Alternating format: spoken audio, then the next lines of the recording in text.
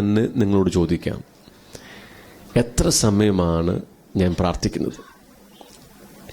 ഈ ക്വസ്റ്റ്യൻ ചോദിച്ചാൽ നിങ്ങൾ പറയും, ഞാൻ അരമണിക്കൂർ എല്ലാ ദിവസവും പ്രാർത്ഥിക്കുന്ന വ്യക്തിയാണ്. മറ്റൊരാൾ പറയും, ഞാൻ 1 മണിക്കൂർ പ്രാർത്ഥിക്കുന്ന വ്യക്തിയാണ്. മറ്റൊരു വ്യക്തി പറഞ്ഞാൽ 2 മണിക്കൂറും 4 മണിക്കൂറും ഒക്കെ പ്രാർത്ഥിക്കുന്ന വ്യക്തിയാണ്. എന്നാൽ വേദപുസ്തകം എന്തു പറയുന്നു? ചുരുക്കം ചില വാക്യങ്ങൾ പ്രാർത്ഥനയെക്കുറിച്ച്, അല്ലെ പ്രാർത്ഥനയുടെ എത്രത്തോളം പ്രാർത്ഥിക്കണം എന്നതിനെക്കുറിച്ച് ഞാൻ പറയാൻ വേണ്ടി ശ്രമിക്കുകയാണ്.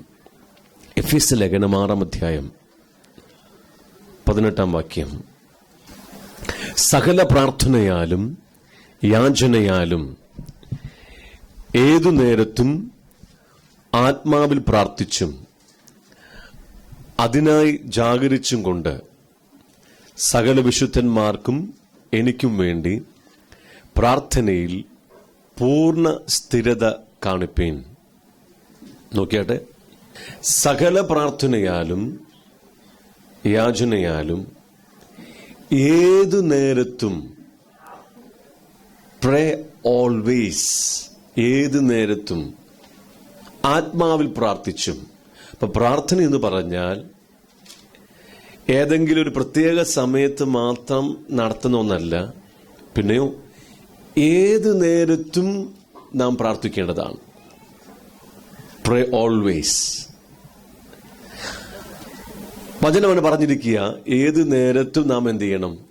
പ്രാർത്ഥിക്കണം. അപ്പൊ സ്വാഭാവികമായി നമുക്ക് ചോദ്യമുണ്ടാകാം, അങ്ങനെ ഏത് സമയത്തും പ്രാർത്ഥിക്കാൻ പറ്റുമോ? യെസ്. അത് നമ്മുടെ ബുദ്ധി കൊണ്ടുള്ള പ്രാർത്ഥനയല്ല, പിന്നെയോ ആത്മാവിലാണ്. പ്രേ ഓൾവേസ് ഇൻ ദ സ്പിരിറ്റ്. ആത്മാവിൽ പ്രാർത്ഥിക്കുകയാണ്. നമ്മുടെ ബുദ്ധി കൊണ്ട്, നമ്മുടെ മനസ്സുപയോഗിച്ച്, നമ്മുടെ സ്വന്തം ഭാഷയിൽ നമുക്ക് ഏത് നേരത്തും പ്രാർത്ഥിക്കാൻ കഴിയത്തില്ല. നമുക്ക് പരിമിതികളുണ്ട്. നമ്മുടെ ഭാഷയ്ക്ക് പരിമിതികളുണ്ട്, നമ്മുടെ ബുദ്ധിക്ക് പരിമിതികളുണ്ട്. നാം ഈ ഭൂമിയിൽ ജീവിക്കുമ്പോൾ മറ്റ് പല കാര്യങ്ങളും നമ്മുടെ ദൈനംദിന ജീവിതത്തിൽ ചെയ്യേണ്ടവരാണ്. അങ്ങനെ മറ്റു ജോലിയിൽ ഏർപ്പെടുമ്പോൾ നമുക്ക് ഈ വചനപ്രകാരം പ്രാർത്ഥിപ്പാൻ കഴിയത്തില്ല, അല്ലേ? നിങ്ങൾ സ്കൂളിൽ പഠിപ്പിക്കുന്നവരാണെങ്കിൽ, നിങ്ങൾ ഓഫീസിൽ വർക്ക് ചെയ്യുന്നവരാണെങ്കിൽ, കൃഷിഭൂമിയിൽ അധ്വാനിക്കുന്നവരാണെങ്കിൽ, ഈ ജോലി ചെയ്യുന്ന സമയത്ത് നിങ്ങൾക്ക് ഈ വചനം അനുസരിപ്പാനായിട്ട് കഴിയത്തില്ല. പക്ഷേ നിങ്ങൾ ജോലി ചെയ്യുമ്പോഴും മറ്റ് പല പ്രവർത്തികളിൽ ഏർപ്പെടുമ്പോഴും നിങ്ങൾക്ക് നിങ്ങളുടെ ആത്മാവിൽ പ്രാർത്ഥിക്കാൻ പറ്റും. ആമേൻ.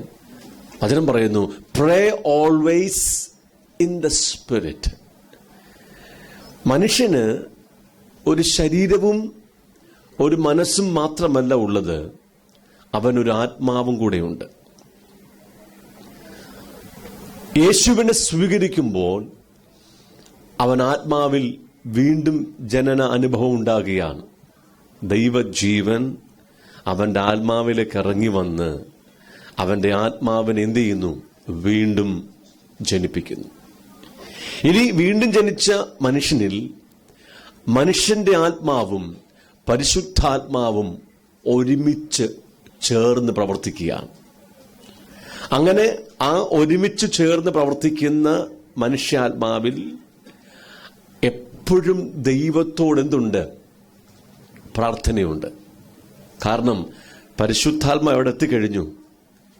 ദൈവത്തിന്റെ ആത്മാവ് മനുഷ്യന്റെ ആത്മാവിലെത്തിയതുകൊണ്ട് അവന്റെ ആത്മാവിന് ദൈവവുമായി സദാസമയം കൂട്ടായ്മ ബന്ധം പുലർത്തുവാൻ കഴിയും. പക്ഷെ എൻ്റെ മനസ്സ് മിക്കപ്പോഴും എവിടെ ആയിരിക്കും? ലോകത്തിലായിരിക്കും.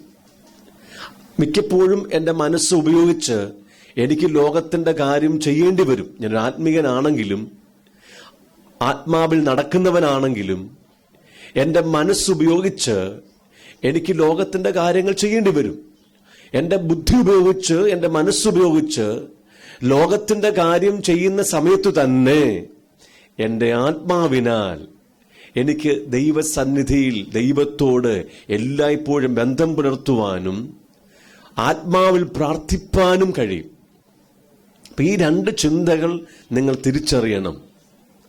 നാം ബുദ്ധി ഉപയോഗിച്ച്, മനസ്സുപയോഗിച്ച് ലോകത്തിന്റെ കാര്യങ്ങളിൽ ഏർപ്പെടുമ്പോൾ തന്നെ നമ്മുടെ ആത്മാവിനാൽ നമുക്ക് ദൈവവുമായുള്ള ബന്ധത്തിൽ തുടരുവാനും പ്രാർത്ഥനയിൽ തുടരുവാനും കഴിയുമെന്ന് അറിഞ്ഞിരിക്കണം. ഈ തിരിച്ചറിവ് മാത്രം മതി നിങ്ങളുടെ അകത്തുള്ള ആത്മാവിനെ ഉപയോഗിച്ച് പ്രാർത്ഥനയിൽ വളരുവാനായിട്ട്. 1 കൊരിന്ത്യർ ലേഖനം 14 അധ്യായം ആത്മാവിൽ പ്രാർത്ഥിക്കുന്നതിനെ കുറിച്ച് വളരെ വ്യക്തമായുള്ള വിവരണങ്ങൾ രേഖപ്പെടുത്തിയിട്ടുണ്ട്. 1 കൊരിന്ത്യർ ലേഖനം 14 അധ്യായത്തിൽ 14 വാക്യം, ഞാൻ അന്യഭാഷയിൽ പ്രാർത്ഥിക്കുന്നു എങ്കിൽ എന്റെ ആത്മാവ് പ്രാർത്ഥിക്കുന്നു. നോക്കിയാട്ടെ, if I pray in a tongue my spirit prays. ഞാൻ അന്യഭാഷയിൽ പ്രാർത്ഥിക്കുന്നുവെങ്കിൽ എന്താണ്? എന്റെ ആത്മാവ് എന്ത് ചെയ്യുന്നു? പ്രാർത്ഥിക്കുന്നു. അവിടെ പദം കണ്ടോ? എന്റെ ആത്മാവ്, മൈ സ്പിരിറ്റ്. ഞാൻ വീണ്ടും പറയട്ടെ, വീണ്ടും ജനിച്ച വ്യക്തിയിൽ ഒരു മനുഷ്യാത്മാവുണ്ട്. ആ മനുഷ്യാത്മാവിലാണ് പരിശുദ്ധാത്മാവ് ആവസിക്കുന്നത്. ഇനി ഈ രണ്ട് ആത്മാവും ഒരുമിച്ചാണ് പ്രവർത്തിക്കുന്നത്. ഓക്കെ, എന്റെ ആത്മാവെന്ന് പറയുമ്പോൾ എന്താ അർത്ഥം? എന്റെ വീണ്ടും ജനിച്ച ആത്മാവ് തന്നെയാണ്. പക്ഷേ പരിശുദ്ധാത്മാവിന്റെ സഹായമില്ലാതെ അവിടെ എന്റെ ആത്മാവിന് പ്രാർത്ഥിപ്പാനായിട്ട് കഴിയത്തില്ല. നിങ്ങൾ ഇത്രയും അറിഞ്ഞാൽ മാത്രം മതി. വീണ്ടും ജനിച്ച വ്യക്തിയിൽ രണ്ട് ആത്മാവും ഒരുമിച്ച് പ്രവർത്തിക്കുന്നു. രണ്ടും രണ്ട് തന്നെയാണ്, ഒരു സംശയവുമില്ല. പക്ഷെ തത്വത്തിൽ, പ്രവർത്തനത്തിൽ ഒന്നാണെന്നറിഞ്ഞിരിക്കണം. എന്റെ ആത്മാവ് പ്രാർത്ഥിക്കുന്നു. അപ്പോൾ ആത്മാവിൽ പ്രാർത്ഥിക്കുന്നതിന് നമുക്ക് ശരിയായിരിക്കുന്ന ഒരു നിർവചനം ഇവിടെ കിട്ടിയിട്ടുണ്ട്. എന്താണ്? അന്യഭാഷയിൽ പ്രാർത്ഥിക്കുക. നിങ്ങൾ തിരിച്ചറിയണം അന്യഭാഷയുടെ ശക്തി എത്ര വലുതാണെന്ന്. ഇന്നത്തെ ആത്മീയ ഗോളത്തിൽ മിക്ക കൂട്ടങ്ങളിലും അന്യഭാഷയുടെ പ്രാർത്ഥനയുടെ പ്രാധാന്യം നഷ്ടപ്പെട്ടു പോയിരിക്കുകയാണ്. കാരണം പല തെറ്റായിരിക്കുന്ന ചിന്തകൾ അവരുടെ അകത്ത് ഉള്ളതുകൊണ്ടാണ്. ഓക്കെ, ദൈവസഭയിൽ അന്യഭാഷയിൽ പ്രാർത്ഥിക്കാം. അന്യഭാഷയിൽ സഭയോട് സംഭാഷിക്കുമ്പോഴാണ് അതിനെ വ്യാഖ്യാനിക്കേണ്ടത്. ഞാൻ അന്യഭാഷയിൽ നിങ്ങളോട് സംസാരിച്ചാൽ ഞാൻ അതിനെ വ്യാഖ്യാനിക്കുന്നില്ലെങ്കിൽ എൻ്റെ അന്യഭാഷ കൊണ്ട് ഒരു പ്രയോജനവുമില്ല. ഞാനിവിടെ വന്നിട്ട് നിങ്ങളോട് കുറെ അന്യഭാഷയിൽ അങ്ങ് സംസാരിച്ചാൽ നിങ്ങൾക്ക് വല്ലതും മനസ്സിലാകുമോ? മനസ്സിലാകത്തില്ല. അതിനെന്ത് ചെയ്യണം? വ്യാഖ്യാനിച്ചെങ്കിലേ നിങ്ങൾക്ക് പ്രയോജനമുള്ളൂ. എന്നാൽ ഞാൻ അന്യഭാഷയിൽ ദൈവത്തോട് സംസാരിക്കുമ്പോൾ അത് വ്യാഖ്യാനിക്കേണ്ട ആവശ്യം ഇല്ല. മനസ്സിലാകുന്നുണ്ടോ? അന്യഭാഷയിൽ സഭയോടുള്ള സംഭാഷണമാണ് വ്യാഖ്യാനിക്കേണ്ടത്.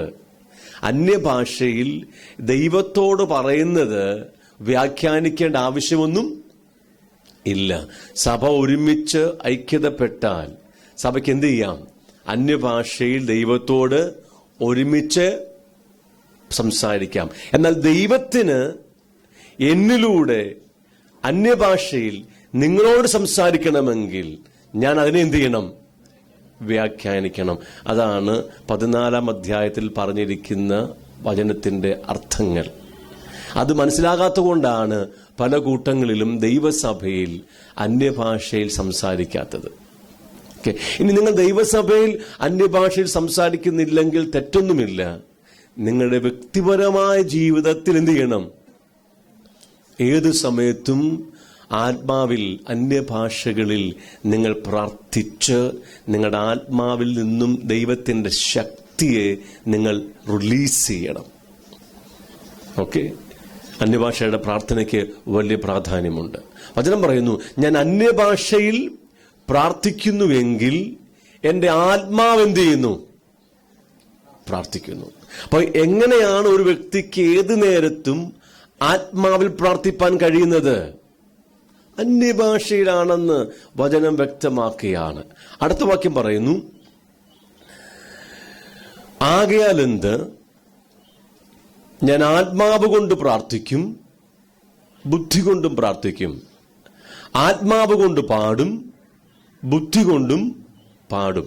14 വാക്യത്തിന്റെ അവസാനം പറഞ്ഞിരിക്കുന്നത് ഇങ്ങനെയാണ്, ഞാൻ അന്യഭാഷയിൽ പ്രാർത്ഥിക്കുമ്പോൾ എൻ്റെ ആത്മാവ് പ്രാർത്ഥിക്കുന്നു, എൻ്റെ ബുദ്ധിയോ അബലമായിരിക്കുന്നു. എന്താ ബുദ്ധി അബലമായിരിക്കുക എന്ന് പറഞ്ഞാൽ? ബുദ്ധി മങ്ങിപ്പോയെന്നർത്ഥമല്ല. ഈ അന്യഭാഷയിലുള്ള പ്രാർത്ഥനയ്ക്ക് എൻ്റെ ആത്മാവിൽ ഞാൻ പ്രാർത്ഥിക്കുമ്പോൾ എനിക്ക് ബുദ്ധിയുടെ ഒരു സഹായത്തിന്റെ ആവശ്യമില്ല. എന്ന് വെച്ചാൽ എൻ്റെ ബുദ്ധി ഉപയോഗിച്ച് ഞാൻ മറ്റൊരു കാര്യം ചെയ്യുമ്പോൾ തന്നെ ആത്മാവിൽ അന്യഭാഷയിൽ എനിക്ക് ദൈവത്തോട് പ്രാർത്ഥിക്കാൻ പറ്റും. മനസ്സിലാകുമോ? നിങ്ങൾ പച്ചക്കറി അരിയുമ്പോൾ നിങ്ങളുടെ ബുദ്ധിയും മനസ്സും അവിടെ കൊടുത്തേ പറ്റൂ, അല്ലേ? അല്ലെങ്കിൽ നിങ്ങളുടെ കൈ മുറിഞ്ഞു പോകും. ആ സമയത്ത് തന്നെ നിങ്ങൾക്ക് എന്ത് ചെയ്യാം? ആത്മാവിൽ അന്യഭാഷകളിൽ എന്ത് ചെയ്യാം? പ്രാർത്ഥിക്കാം. നിങ്ങൾ വണ്ടി ഓടിക്കുമ്പോൾ നിങ്ങളുടെ മനസ്സ് പൂർണ്ണമായി എവിടെ വേണം? റോഡിൽ വേണം, അല്ലെ? നിങ്ങളുടെ കണ്ണെവിടെ വേണം? ഡ്രൈവിംഗിലും റോഡിലുമായിരിക്കണം. ഇല്ലെങ്കിൽ അപകടമുണ്ടാകും. പക്ഷേ നിങ്ങൾ വണ്ടി ഓടിക്കുമ്പോൾ നിങ്ങളുടെ മനസ്സ് പൂർണ്ണമായും ഡ്രൈവിംഗിൽ കൊടുക്കുമ്പോൾ തന്നെ നിങ്ങൾക്ക് എന്ത് ചെയ്യാം? ആത്മാവിൽ അന്യഭാഷകളിൽ പ്രാർത്ഥിക്കാം. ഞാൻ മനസ്സിലാക്കിയെടുത്തോളം ഏറ്റവും അധികം എനിക്ക് അന്യഭാഷകളിൽ പ്രാർത്ഥിക്കാൻ പറ്റുന്ന സമയം ഞാൻ വണ്ടി ഓടിക്കുമ്പോഴാണ്. ഈ ഹോളിൽ ഇരിക്കുന്നതിനെക്കാട്ടിലും ഏറ്റവും ശരിയായ രീതിയിൽ എനിക്ക് ആത്മാവിൽ അന്യഭാഷകളിൽ പ്രാർത്ഥിക്കാൻ പറ്റുന്നത് ഞാൻ വാഹനം ഓടിക്കുമ്പോഴാണ്. കാരണം അറിയാമോ, വാഹനം ഓടിക്കുമ്പോൾ എൻ്റെ മനസ്സ് മൊത്തം എവിടെ കൊടുക്കുകയാണ്? ഡ്രൈവിംഗിൽ കൊടുക്കുക. ആ സമയത്ത് എനിക്ക് വളരെ സുഗമമായിട്ട് ആത്മാവിൽ അന്യഭാഷകളിൽ പ്രാർത്ഥിക്കാൻ പറ്റും. എന്ന് വെച്ചാൽ ആത്മാവിലുള്ള പ്രാർത്ഥനയ്ക്ക് നിങ്ങളുടെ ബുദ്ധിയുടെ സഹായത്തിന്റെ ആവശ്യമില്ല. പലർക്കും കുഴപ്പമുണ്ട്, പാസ്റ്ററെ അന്യഭാഷയിൽ പ്രാർത്ഥിക്കുമ്പോൾ ബുദ്ധി അങ്ങോട്ടും ഇങ്ങോട്ടും പോകുക. പൊക്കോട്ടെ, അത് സ്വാഭാവികമാണ്. നിങ്ങളുടെ ബുദ്ധിയുടെ സഹായമില്ലാതെ തന്നെയാണ് നിങ്ങൾ ആത്മാവിൽ പ്രാർത്ഥിക്കുന്നത്. എന്നാൽ നിങ്ങൾ അങ്ങനെ തുടർച്ചയായി പ്രാർത്ഥിച്ചുകൊണ്ടിരിക്കുമ്പോൾ, ആത്മാവിൽ അന്യഭാഷയിൽ തുടർന്നുകൊണ്ടിരിക്കുമ്പോൾ, ആരംഭത്തിൽ നിങ്ങളുടെ ബുദ്ധി, നിങ്ങളുടെ മനസ്സ് മറ്റ് പലതിലും ഇങ്ങനെ ഓടി നടക്കുന്നെങ്കിലും അല്പം കഴിയുമ്പോൾ നിങ്ങളുടെ ആത്മാവിനോട് ചേർന്ന് നിങ്ങളുടെ ബുദ്ധി ഇങ്ങ് വരും. നിങ്ങളുടെ ചിന്തകളും എവിടെ വരും? ആത്മാവിനോട് ചേർന്ന് വരികയും പിന്നീട് നിങ്ങളുടെ ആത്മാവിന്റെ പ്രാർത്ഥനയും ബുദ്ധിയുടെ പ്രാർത്ഥനയും ഒന്നായിത്തീരും. ആത്മാവിന്റെ ചിന്തയും മനസ്സിന്റെ ചിന്തയും എന്താണ്? ഒന്നായിത്തീരും. അതിനാണ് നമ്മൾ ദീർഘസമയം അന്യഭാഷയെ പ്രാർത്ഥിച്ച് നമ്മെ തന്നെ അഭ്യസിപ്പിക്കേണ്ടത്. ഓക്കെ, വാക്യം 15 പറഞ്ഞിരിക്കുന്നത്, ഞാൻ ആത്മാവ് കൊണ്ട് പ്രാർത്ഥിക്കും, ബുദ്ധി കൊണ്ട് പ്രാർത്ഥിക്കും. ആത്മാവ് കൊണ്ട് പാടും, ബുദ്ധി കൊണ്ട് പാടും. എന്താണ് ബുദ്ധി കൊണ്ട് പാടുക എന്ന് പറഞ്ഞാൽ? ഞാൻ ഇന്നലെ പറഞ്ഞിരുന്നു, എന്നാൽ പുതിയ ആൾക്കാർക്ക് വേണ്ടി വീണ്ടും പറയുകയാണ്. എന്താണ് ബുദ്ധി കൊണ്ട് പാടുക എന്ന് പറഞ്ഞാൽ?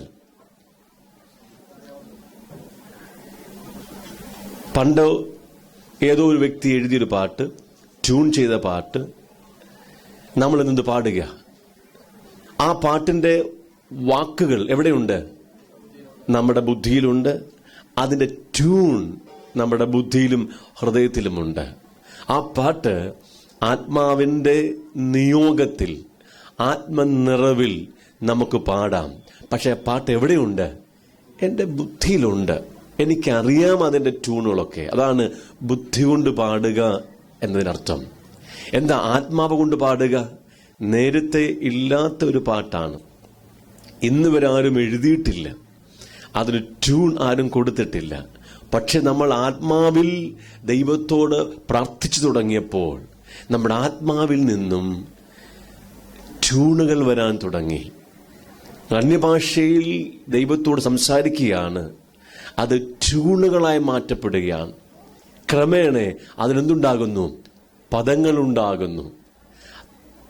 പൂർണ്ണമായും ആ പാട്ടിന്റെ ഉത്ഭവം എവിടെയാണ്? ഒരു മനുഷ്യന്റെ ആത്മാവിലാണ്.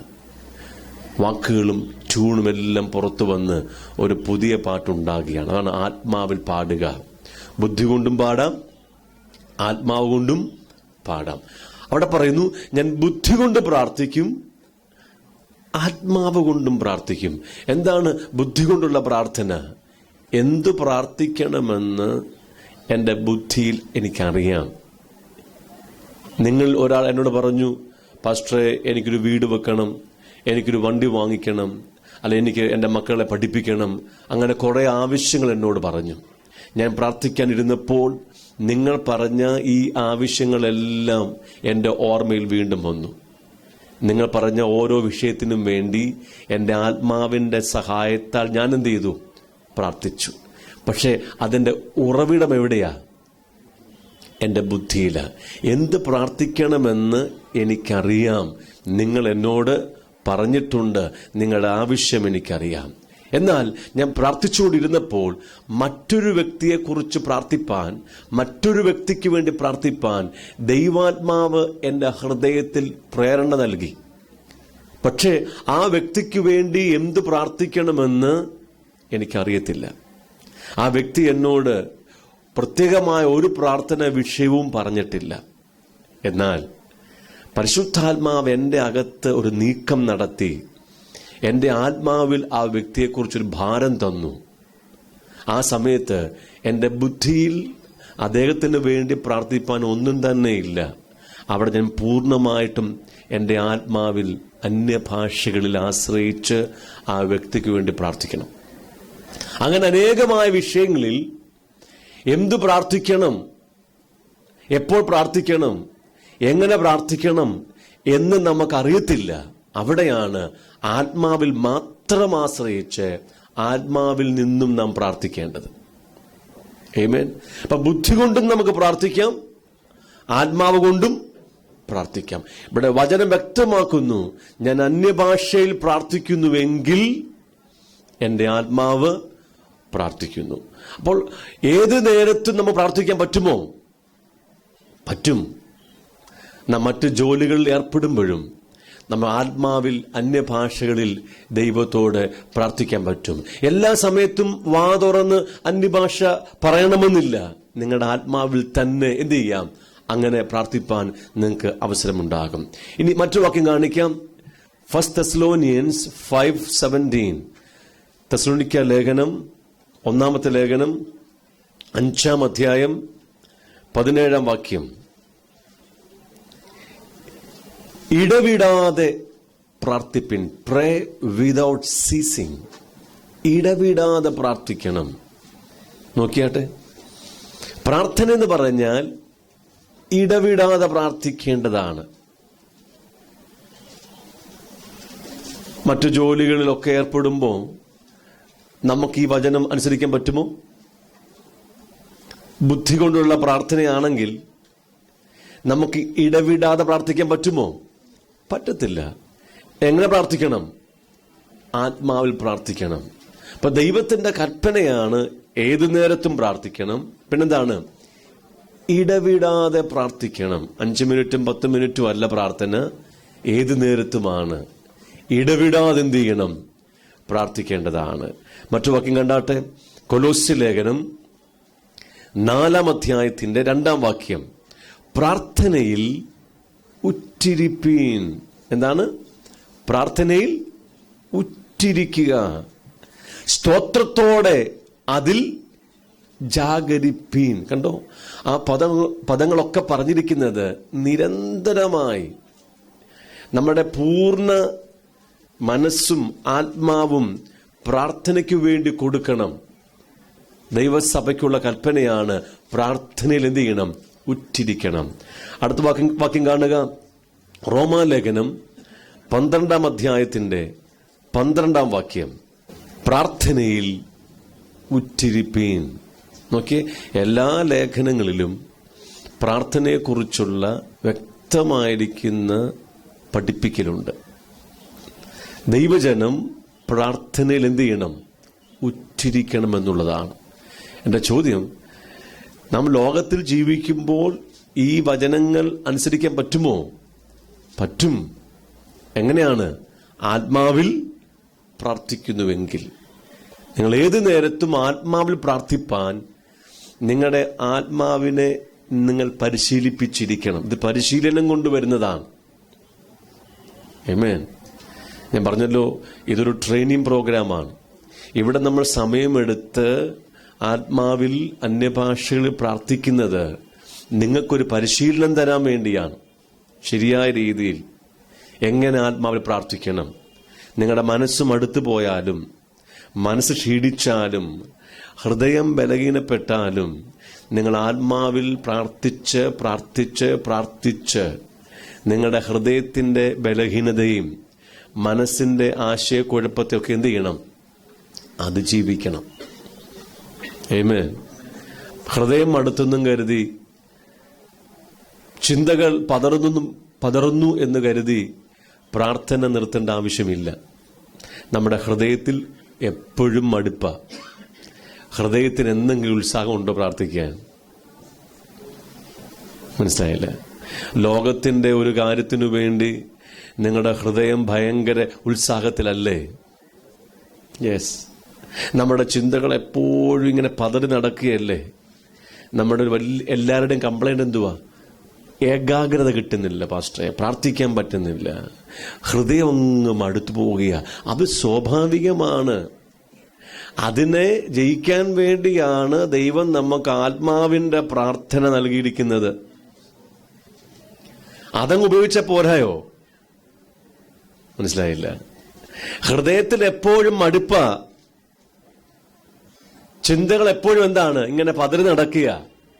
അത് സ്വാഭാവികമാണ്. അതിനെ ജയിക്കാൻ വേണ്ടിയാണ് ദൈവം മറ്റൊരു ക്രമീകരണം അകത്ത് വെച്ചിരിക്കുന്നത്. എന്താണ്?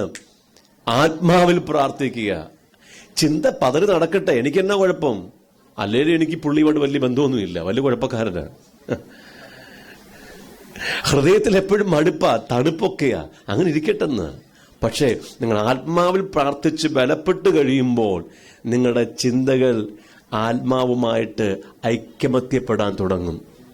നിങ്ങൾ ആത്മാവിൽ പ്രാർത്ഥിച്ച് ബലപ്പെടുമ്പോൾ നിങ്ങളുടെ ഹൃദയത്തിന്റെ മടുപ്പ് മാറി ഹൃദയത്തിൽ ചൂടുപിടിക്കാൻ തുടങ്ങും. ഞാൻ നിങ്ങളോട് പറഞ്ഞു, ദൈവം ആരംഭിക്കുന്നത് പുറത്തു നിന്നല്ല, അകത്ത് നിന്നാണ്. ദൈവത്തിന്റെ പ്രവൃത്തി നടക്കുന്നത് നിങ്ങളുടെ ആത്മാവിലാണ്. നിങ്ങളുടെ അകത്തെ മനുഷ്യൻ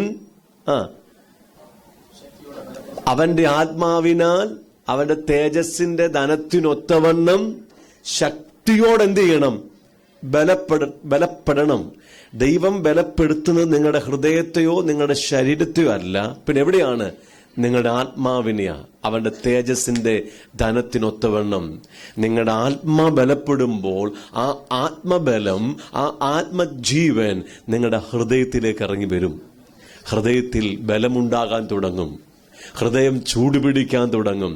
നിങ്ങളുടെ ചിന്തകൾ നിങ്ങളുടെ ആത്മാവുമായിട്ട് ചേർന്ന് വരികയും പിന്നെ ഹൃദയവും മനസ്സും ആത്മാവൊക്കെ ഒരുപോലെ എന്ത് ചെയ്യും?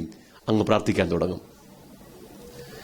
പണ്ട് ഇത്രയും ശുശ്രൂഷയുടെ തിരക്കില്ലാത്ത സമയങ്ങളിൽ ഞങ്ങൾക്ക് എല്ലാ ഞായറാഴ്ചകളിലും മുഴുരാത്രി പ്രാർത്ഥനകളുണ്ടായിരുന്നു.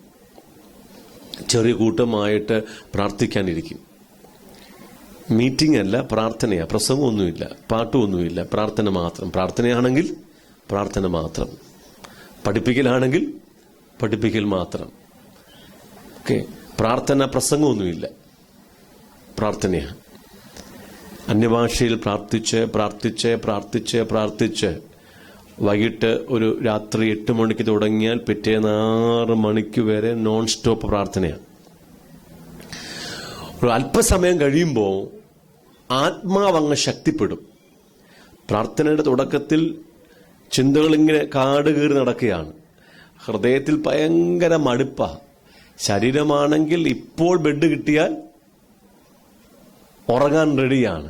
പക്ഷെ ഈ പുള്ളിയം കൊണ്ട് നടന്ന് ഇരുന്ന് പ്രാർത്ഥിക്കത്തില്ല. നടന്ന് പ്രാർത്ഥിച്ച് ആത്മാവിന്റെ ശക്തി അങ്ങ് റിലീസായി കഴിയുമ്പോൾ ഹൃദയത്തിന്റെ മടുപ്പങ്ങ് മാറി ഹൃദയം ചൂടുപിടിച്ച് ആത്മാവുമായിട്ട് അങ്ങ് ചേരും. പതറി നടന്ന ചിന്തകളൊക്കെ എന്ത് ചെയ്തു? തിരികെ വന്ന് ആത്മാവുമായിട്ട് അങ്ങ് ചേർന്നു. ഇപ്പോഴും കുഴപ്പം ബോഡിക്കുണ്ട്, പുള്ളിക്ക് ഭയങ്കര ക്ഷീണം, രാത്രിയല്ലേ. പക്ഷെ അല്പം കഴിയുമ്പോൾ ഈ ആത്മശക്തി ബോഡിയിലേക്ക് ഇറങ്ങി വരും. പിന്നെ എത്ര മണിക്കൂർ വേണമെങ്കിലും നിങ്ങൾക്ക് ആത്മാവിൽ പ്രാർത്ഥിക്കാൻ പറ്റും. നിങ്ങൾ ശരിയായ രീതിയിൽ ആ രാത്രിയിൽ ആത്മാവിൽ പ്രാർത്ഥിച്ചെങ്കിൽ പിറ്റേന്ന് നിങ്ങൾക്ക് ഉറങ്ങേണ്ട ആവശ്യം പോലും വരത്തില്ല. ഒരു രാത്രി മുഴുവൻ നിങ്ങൾ ഉണർന്നിരുന്ന് പ്രാർത്ഥിച്ചു, ശരിയായ രീതിയിൽ ആത്മാവിലായിരുന്നെങ്കിൽ പിറ്റേന്ന് ഈ ബോഡിക്ക് ക്ഷീണമുണ്ടാകത്തില്ല. കാര്യം എന്താ? അത്ര ദൈവ സാന്നിധ്യം ഈ ബോഡിയിലേക്ക് പകർന്നു കഴിഞ്ഞതുകൊണ്ട് ബോഡിയുടെ ക്ഷീണം അങ്ങ് മാറിപ്പോയി. എനിക്ക് അനേക സമയങ്ങളിൽ അത്തരം അനുഭവം ഉണ്ടായിട്ടുണ്ട്. ഒരു രാത്രി മുഴുവനും ഉറങ്ങാതിരുന്ന് പ്രാർത്ഥിച്ചിട്ട് പിറ്റേന്ന് ഉറങ്ങേണ്ട ആവശ്യമില്ല, ക്ഷീണം പോലുമില്ല. എന്നാൽ ചില രാത്രികളൊക്കെ അങ്ങനെ അത്ര വലിയ ആത്മാവിലൊന്നും ബലപ്പെടാൻ പറ്റിയില്ല. രാത്രി മൊത്തം പ്രാർത്ഥിച്ചു, പക്ഷെ പിറ്റേന്ന് എന്താണ്? ഇരട്ടി ക്ഷീണമായിരിക്കും. മനസ്സിലാകുന്നുണ്ടോ? നിങ്ങൾ ആത്മാവിൽ പ്രാർത്ഥിപ്പാൻ അഭ്യസിപ്പിക്കപ്പെട്ട് കഴിഞ്ഞാൽ നിങ്ങളുടെ ഹൃദയത്തിന്റെ ഭാരത്തെയും മനസ്സിന്റെ കലക്കങ്ങളെയും ശരീരത്തിന്റെ ഭാരത്തെയും ഒക്കെ നിങ്ങൾക്ക് ജയിക്കാനായിട്ട് പറ്റും. ഹല്ലേലൂയ. അപ്പോൾ പ്രാർത്ഥനയിൽ നമുക്ക് ഉറ്റിരിക്കാൻ കഴിയും. ഏത് നേരത്തും പ്രാർത്ഥിക്കാൻ കഴിയും. ഇടവിടാതെ നമുക്ക് പ്രാർത്ഥിക്കാൻ കഴിയും. ഇനി മറ്റു വാക്യം കണ്ടാട്ടെ. അപ്പോസ്തല പ്രവൃത്തി 6-ാം അധ്യായത്തിന്റെ 4-ാം വാക്യമാണ്. ഞങ്ങളോ പ്രാർത്ഥനയിലും വചന ശുശ്രൂഷയിലും ഉറ്റിരിക്കും എന്ന് പറഞ്ഞു. പത്രോസ് അപ്പോസ്തലന്റെ വാചകമാണ്. ആദിമസഭയിൽ ഭക്ഷണ കാര്യത്തിൽ അല്പം ഇടർച്ചയുണ്ടായി. ഭക്ഷണം കൊടുക്കുന്ന കാര്യത്തിൽ അല്പം ആശയക്കുഴപ്പമുണ്ടായപ്പോൾ പത്രോസ് അപ്പോസ്തലൻ പറഞ്ഞു, ഈ ഭക്ഷണ ക്രമീകരണങ്ങളും മറ്റ് സഭയുടെ ഭരണ ക്രമീകരണങ്ങളും ഒന്നും നടത്തുവാൻ ഞങ്ങൾക്ക് സമയമില്ല. എന്ന് വെച്ചാൽ സഭയുടെ അഡ്മിനിസ്ട്രേഷൻ നടത്തുവാൻ ഞങ്ങൾക്ക് എന്തില്ല? സമയമില്ല. ഞങ്ങൾ എന്ത് ചെയ്യും? പ്രാർത്ഥനയിലും വചന ശുശ്രൂഷയിലും ഉറ്റിരിക്കും. എൻ്റെ ശുശ്രൂഷയുടെ ആരംഭകാലങ്ങളിൽ എന്നെ ശക്തീകരിച്ച, അല്ലെങ്കിൽ എന്നെ ഉറപ്പിച്ച, അല്ലെങ്കിൽ എൻ്റെ ശുശ്രൂഷയുടെയും ജീവിതത്തിൻ്റെയും ഗതി തിരിച്ചുവിട്ട ഒരു വചനമാണിത്. നിങ്ങൾ കർത്താവിൻ്റെ വേലയ്ക്ക് വേണ്ടി വിളിക്കപ്പെട്ടവരാണെങ്കിൽ ഞാൻ പറയുന്നു, മറ്റ് യാതൊരു കാര്യപരിപാടികളിലും നിങ്ങൾ ഏർപ്പെടരുത്. നിങ്ങൾ പൂർണ്ണസമയം സുവിശേഷ വേലയ്ക്കു വേണ്ടി ഒരിടയനായോ പാസ്റ്ററായോ ഉപദേഷ്ടാവായോ സുവിശേഷകനായോ ഒക്കെ വിളിക്കപ്പെട്ട വ്യക്തിയാണെങ്കിൽ മറ്റ് യാതൊരു കാര്യപരിപാടിക്കും നിങ്ങൾ ഇടപെടരുത്. സഭയുടെയും സംഘടനയുടെയും അഡ്മിനിസ്ട്രേഷൻ കാര്യങ്ങളിൽ നിങ്ങൾ ഇടപെടരുത്. ഇടപെട്ടാൽ നിങ്ങൾക്ക് പിന്നെ കൃപയിൽ വളരാൻ പറ്റത്തില്ല. ശക്തരായ ദൈവദാസന്മാരെ പരിചയമുണ്ട്. ദൈവം അവരെ തുടക്കത്തിൽ വളരെ കൃപയോടുകൂടി ഉപയോഗിച്ചവരാ. പക്ഷെ അവർ പോലും അറിയാതെ ശുശ്രൂഷ വളർന്നപ്പോൾ പ്രസ്ഥാനങ്ങളുണ്ടായി. പ്രസ്ഥാനമുണ്ടായപ്പോൾ അതിന് ഭരണ സംവിധാനമുണ്ടായി. ഇവർ ആ പ്രസ്ഥാനത്തിന്റെ ലീഡർമാരായി മാറ്റപ്പെട്ടു. അവർ ക്രമേണ വചന ശുശ്രൂഷയിൽ നിന്നും പ്രാർത്ഥനയിൽ നിന്നും പുറകോട്ട് പോയിട്ട് എന്തു തുടങ്ങി? അഡ്മിനിസ്ട്രേഷൻ തുടങ്ങി, സംഘടന ഭരിക്കാൻ തുടങ്ങി. കൃപ ചോർന്നു പോയി. അവരുടെ പ്രസ്ഥാനം അങ്ങ് വളർന്നു, ഒത്തിരി പ്രവർത്തനങ്ങളുണ്ടായി. പക്ഷെ ഈ വ്യക്തി അടുത്ത നിലയിലേക്ക്, അടുത്ത ഒരു ലെവലിലേക്ക് ദൈവകൃപയിൽ വളർന്നിട്ടില്ല. ഞാൻ പറയുന്നു, നിങ്ങൾ പൂർണ്ണ സമയം കർത്താവിന്റെ വേലയ്ക്ക് വേണ്ടി വിളിക്കപ്പെട്ടിട്ടുണ്ടെങ്കിൽ ഇനി മറ്റൊരു ബിസിനസ്സിനും പോകരുത്, പണമുണ്ടാക്കാൻ വേണ്ടി പോകരുത്, സംഘടന നയിക്കാൻ വേണ്ടി പോകരുത്, സംഘടന ഭരിക്കാൻ വേണ്ടി പോകരുത്, സഭയിൽ രാഷ്ട്രീയം കളിക്കാൻ വേണ്ടി പോകരുത്. നിങ്ങളുടെ സഭ രാഷ്ട്രീയം കളിക്കുന്ന സഭയാണെങ്കിൽ ഇന്ന് തന്നെ ആ സഭ വിട്ട് വെളിയിൽ പൊക്കോണം. മനസ്സിലായില്ല? നിങ്ങളുടെ സഭയിൽ രാഷ്ട്രീയമുണ്ടെങ്കിൽ അവിടെ കൂടരുത്. കൂടിയാൽ നിങ്ങൾ എന്താ തീരും? അതിനകത്ത് പെട്ടുപോകും. വിട്ടു ഓടിക്കോണം. ജീവൻ വേണമെങ്കിൽ പൊക്കോണം. ഞാന് CSI സഭ വിട്ട് വെളിയിൽ വരുമ്പോൾ ഏതെങ്കിലും നിലവിലുള്ള വേർപെട്ട കൂട്ടങ്ങളിൽ പോയി അംഗത്വം എടുക്കണമെന്ന് എനിക്ക് ഭയങ്കര ആഗ്രഹമായിരുന്നു. ദൈവം പറഞ്ഞു, എങ്ങും പോകാൻ പാടില്ല. സാധാരണഗതിയിൽ ഒരു പാരമ്പര്യ കൂട്ടം വിട്ട് വെളിയിൽ വരുമ്പോൾ അന്നുള്ള ഏതെങ്കിലും വേർപെട്ട കൂട്ടങ്ങളിൽ പോയി എന്ത് ചെയ്യണം? അംഗത്വം എടുക്കണം. ദൈവം എന്റെ വീട്ടിൽ ചില പ്രവാചകന്മാരയച്ചു പറഞ്ഞു, ഒരു സഭകളിലും പോയി, ഇന്ന് കാണുന്ന ഒരു കൂട്ടങ്ങളിലും പോയി അംഗത്വം എടുക്കാൻ പാടില്ല. എനിക്ക് ഒരു പുതിയ വഴിയുണ്ട്. എന്നാൽ പുതുവഴി എന്താണെന്ന് ഇവരാരും എന്നോട് പറഞ്ഞില്ല. അങ്ങനെ കുറെ നാളുകൾ ഞാൻ കഷ്ടപ്പെട്ടു. എങ്ങുമില്ല, വേർപെട്ട കൂട്ടങ്ങളിലുമില്ല, പാരമ്പര്യ കൂട്ടങ്ങളിലുമില്ല. അതിന്റെ ഇടയിൽപ്പെട്ട് ആർക്കും വേണ്ടാത്തവനായി വർഷങ്ങൾ ഞാൻ സമയം തള്ളി നീക്കി. എനിക്ക് ഇന്ന് സത്യം മനസ്സിലായി. ഞാൻ അങ്ങനെ ഏതെങ്കിലും വേർപെട്ട കൂട്ടങ്ങളിൽ പോയായിരുന്നെങ്കിൽ എന്റെ അടുത്ത ലക്ഷ്യം ആ സംഘടനയുടെ ഏറ്റവും വലിയ, ഏറ്റവും എന്താ പറയുന്നത്, ടോപ്പിലെത്തുക എന്നുള്ളതായിരിക്കും. കർത്താവിന്റെ മഹാകരുണയാൽ ദൈവം എന്നെ അങ്ങനെയുള്ള കൂട്ടങ്ങളിൽ അയച്ചില്ല. അതുകൊണ്ട് രാഷ്ട്രീയം കളിക്കാൻ പോകാതെ കർത്താവ് എന്നെ കാത്തു സൂക്ഷിച്ചു. അതുകൊണ്ട് ഇന്ന് ഇവിടെ ഇരുന്ന് നിങ്ങളെപ്പോലുള്ള അനേക വ്യക്തികളോട് സത്യമായ തിരുവചനം പറയുവാൻ ദൈവം ഞങ്ങളെ സഹായിക്കുന്നു. ഞാൻ വ്യക്തമായിട്ട് പറയുക, നിങ്ങൾക്ക് ശുശ്രൂഷയുണ്ടെങ്കിൽ രാഷ്ട്രീയം കളിക്കാൻ വേണ്ടി പോകരുത്, സംഘടന നടത്താൻ വേണ്ടി പോകരുത്, സംഘടനയുടെ ഡയറക്ടറൊന്നും ആകാൻ പോകരുത്. വിട്ടുമാറി കർത്താവിന്റെ വേല ചെയ്യണം. പത്രോസ് പറയുക, ഞങ്ങൾ പ്രാർത്ഥനയിലും വചന ശുശ്രൂഷയിലും ഉറ്റിരിക്കും. നിങ്ങൾ ഇന്ന് ഒരു തീരുമാനമെടുക്കണം, പ്രാർത്ഥനയിലും വചന ശുശ്രൂഷയിലും ഉറ്റിരിക്കാനായിട്ട്. ഇനി മറ്റൊരു വാക്യം, ലൂക്കോസിന്റെ സുവിശേഷം 18-ാം അധ്യായം 1-ാം വാക്യം, മടുത്തുപോകാതെ എപ്പോഴും പ്രാർത്ഥിക്കണം. അത്ര മതി. അപ്പം പ്രാർത്ഥന എന്ന് പറഞ്ഞാൽ എപ്പോഴുമാണ്. ആമേൻ. എപ്പോഴുമാണ്, ഏത് നേരത്തുമാണ്, ഇടവിടാതാണ്.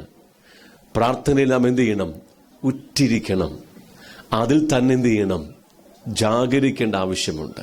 ഇങ്ങനെ ഇനിയും അനേകമായ വാക്യങ്ങൾ പുസ്തകത്തിൽ ദൈവത്തിന്റെ ആത്മാവ് പ്രാർത്ഥനയെക്കുറിച്ച് രേഖപ്പെടുത്തിയിരിക്കുക. എന്നാൽ ഇങ്ങനെ നമുക്ക് പ്രാർത്ഥിക്കാൻ കഴിയുന്നത് നമ്മുടെ ബുദ്ധി കൊണ്ടല്ല, പിന്നെന്താണ്? ആത്മാവിൽ ഉള്ള പ്രാർത്ഥനയാണ്. ഞാൻ അന്യഭാഷയിൽ പ്രാർത്ഥിക്കുന്നുവെങ്കിൽ എൻ്റെ ആത്മാവ് പ്രാർത്ഥിക്കുന്നു. പരിശുദ്ധാത്മാവ് ഇത്തരത്തിൽ ഏതു നേരത്തും ആത്മാവിൽ പ്രാർത്ഥിപ്പാൻ ഇന്ന് പകൽ നിങ്ങളുടെ ഹൃദയത്തിൽ പ്രകാശനം നൽകട്ടെ, അതിന്റെ വെളിപ്പാട് നൽകട്ടെ. നിങ്ങളുടെ ആത്മാവിനെ ശക്തീകരിച്ച് ഏതു നേരത്തും പ്രാർത്ഥിച്ച് ബലപ്പെടുവാൻ അവൻ സഹായിക്കട്ടെ. നമുക്ക് ഒരുമിച്ച് കണ്ണുകളടച്ച് ഈ വചനങ്ങളുടെ വെളിപ്പാടുകൾ നമ്മുടെ ആത്മാവിലേക്ക് ഇറങ്ങി വന്ന് നമ്മുടെ ബുദ്ധിയെ പ്രകാശിപ്പിച്ച് ഏതു നേരത്തും പ്രാർത്ഥിക്കേണ്ടതിന് നമ്മുടെ ഹൃദയത്തെ ഉത്സാഹിപ്പിക്കട്ടെ. നമ്മുടെ ഹൃദയത്തിൽ എപ്പോഴും മടുപ്പും തണുപ്പും മരവിപ്പുമായിരിക്കും. നമ്മുടെ മനസ്സ് എല്ലായ്പ്പോഴും ലോകത്തിൽ ചിതറിയും പതറിയും നടക്കുകയായിരിക്കും. എന്നാൽ നമ്മുടെ ആത്മാവ് ഒരുക്കമുള്ളതാണ്. ജഡം ബലഹീനമാണെങ്കിലും ആത്മാവ് ഒരുക്കം ഉള്ളതാണെന്ന് യേശു കർത്താവ് പറഞ്ഞു. നമ്മുടെ ജഡത്തിന്റെ ബലഹീനതയെ അതിജീവിപ്പാനായിട്ട് നമ്മുടെ ആത്മാവിൽ ഒരു ഒരുക്കമുണ്ട്, പ്രാർത്ഥിപ്പാൻ ഒരു ആഗ്രഹമുണ്ട്. അത് എപ്പോഴും പ്രാർത്ഥനയിലാണ്. ആ ആത്മാവിനെ നിങ്ങൾ ജ്വലിപ്പിച്ചാൽ നിങ്ങളുടെ ഹൃദയത്തിന്റെ തണുപ്പുകളെയും മരവിപ്പുകളെയും ജയിച്ച് ചിന്തകളെ ഏകാഗ്രമാക്കി, ചിന്തകളെ പിടിച്ചടക്കി ഏതു നേരത്തും ആത്മദേഹിദേഹത്തിൽ പ്രാർത്ഥനയുടെ അനുഭവങ്ങൾ ഉണ്ടാകുവാൻ പരിശുദ്ധാത്മാവ് നമ്മെ സഹായിക്കുകയാണ്. പ്രിയ കർത്താവേ, ഈ കേട്ട വചനത്താൽ നിന്റെ ജനത്തിന്റെ ഹൃദയത്തെ അങ്ങ് ബലപ്പെടുത്തണമേ, അവരെ ബുദ്ധിയെ പ്രകാശിപ്പിക്കണമേ, പ്രാർത്ഥനയെക്കുറിച്ചുള്ള ഇടുങ്ങിയ ചിന്തകളെ അവിടുന്ന് മാറ്റണമേ. ഞങ്ങൾ 5 മിനിറ്റോ 10 മിനിറ്റോ 1 മണിക്കൂറോ 2 മണിക്കൂറോ പ്രാർത്ഥിക്കുന്നവരല്ലല്ലോ കർത്താവേ. ഏതു നേരത്തും പ്രാർത്ഥിപ്പാൻ, ഇടവിടാതെ പ്രാർത്ഥിപ്പാൻ, മടുത്തു പോകാതെ എപ്പോഴും പ്രാർത്ഥിപ്പാൻ, പ്രാർത്ഥനയിൽ ഉറ്റിരിപ്പാൻ ഞങ്ങളെ അഭ്യസിപ്പിക്കണമേ. ഈ പരിജ്ഞാനം നൽകി ഞങ്ങളെ സഹായിക്കാൻ വേണ്ടി പ്രാർത്ഥിക്കുന്നു. ഏത് നേരത്തും പ്രാർത്ഥിപ്പാനുള്ള ദൈവ കൃപ ഞങ്ങളുടെ മേൽ തന്നതിനായി നന്ദി കർത്താവേ. ആത്മാവിൽ പ്രാർത്ഥിപ്പാൻ, അന്യ ഭാഷകളിൽ പ്രാർത്ഥിപ്പാൻ ഞങ്ങളെ അവിടുന്ന് അഭ്യസിപ്പിക്കുമല്ലോ. അതിനായി സ്തോത്രം ചെയ്യുന്നു. ദൈവകൃപയ്ക്ക് നന്ദി പറയുന്നു. യേശു ക്രിസ്തുവിന്റെ വലിയ നാമത്തിൽ തന്നെ. ആമേൻ. ആമേൻ.